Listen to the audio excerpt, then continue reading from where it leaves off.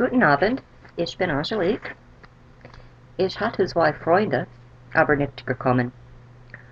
Wir wollten du ein Lied singen.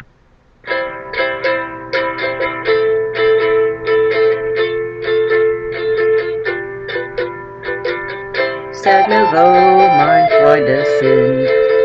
Ich tu mein Projekt allein. Well, now you know why I wanted my friends to sing while I played the music. So I had to come up with another project, one that did not involve me singing, and I had to come up with it within a week. Im letzten Semester haben wir gelernt über Märchen. Germany has a very rich and colorful history of folk and fairy tales. Und haben wir gelernt über deutschen Komponisten. Germany has produced many, if not most of, the greatest musicians in history. And last semester, we heard from Bach and Beethoven and Handel, and these other gentlemen are Liszt, Brahms, Mendelssohn, Mozart, and Wagner. So my presentation today is about a German folk tale set to music by a German composer. In my high school German class, 25 in der Vergangenheit, we had to learn all the words to the poem Der Erlkonig. I hated it at the time, but have later come to appreciate it. Was du denken über Der Erlkonig?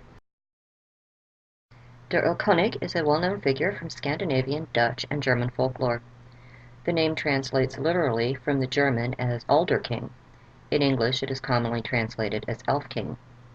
Das war Elfkönig auf Deutsch. Erlkonig could be a mistranslation of the original Danish word Elverkonge, meaning the king of the elves. Der Erlkonig war eine böse Wesen, weisenden zum Stall und getötet. The Elfking's daughters also figured prominently in the legends.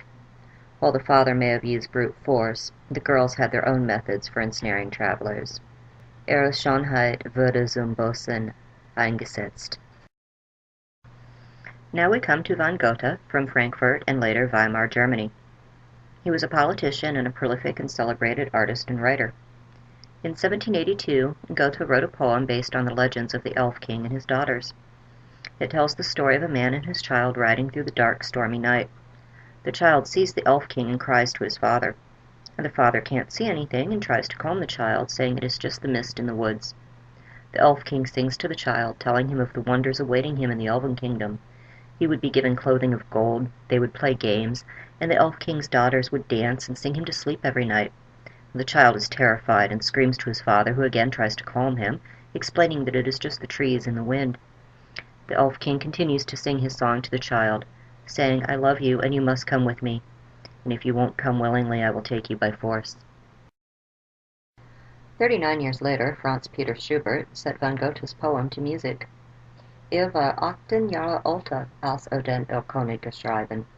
Schubert is one of my favorite composers, even though his music tends to be rather morose. Natürlich passt diese den Erlkonig, weil es eine Horrorgeschichte. The song was written for solo voice and piano. The horse's hoofbeats are represented by the piano playing a series of rapid triplets, which continue throughout the song. Tension and fear are established immediately with a horror movie motif, which is repeated throughout the song as well. The soloist, usually a baritone, performs each of the four characters, narrator, father, son, and Elf King, in a different part of his vocal range. Singen der Erlkonig es sphärig.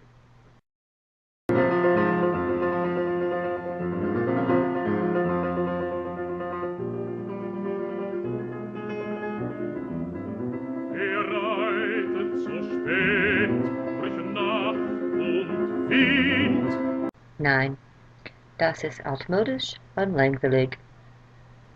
Hören und sehen du diesen Film.